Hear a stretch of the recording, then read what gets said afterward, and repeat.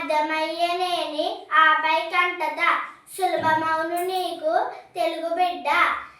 ఈ పద్యం తెలుగు బిడ్డ శతకంలోనిది.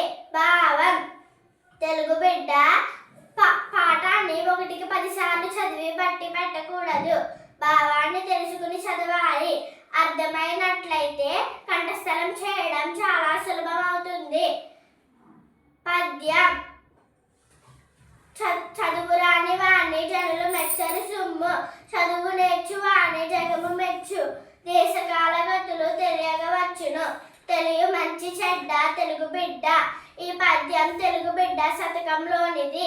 భావం: తెలుగు బిడ్డ చదువురాని వారిని ప్రజలు మెచ్చుకోరు. బాగా చదువుకున్న వారిని ప్రపంచమంతా మెచ్చుకుంటుంది. ప్రపంచంలో జరిగే మంచి చెడులను తెలుసుకోవచ్చును. పద్యం: పాఠము చదవక బడి మానితివేని, నిన్న చదువు తోడ నీటి చదువు, మన్ను గలసిపోవు మరి కష్టమా పైన, తిరిగి చదువు నీకు తెలుగు బిడ్డ. ఈ పద్యం తెలుగు బిడ్డ శతకంలోనిది. భావం: తెలుగు బిడ్డ పాఠాలు రాలేదని బడి మాని వేయకూడదు. నిన్నటి పాఠాలు ఈరోజు పాఠాలు మొత్తం కలిపి చదవడం చాలా కష్టమవుతుంది. తిరిగి ఆ పాఠాలను ఒకసారి చదవడం చాలా శ్రమతో కూడిన పని.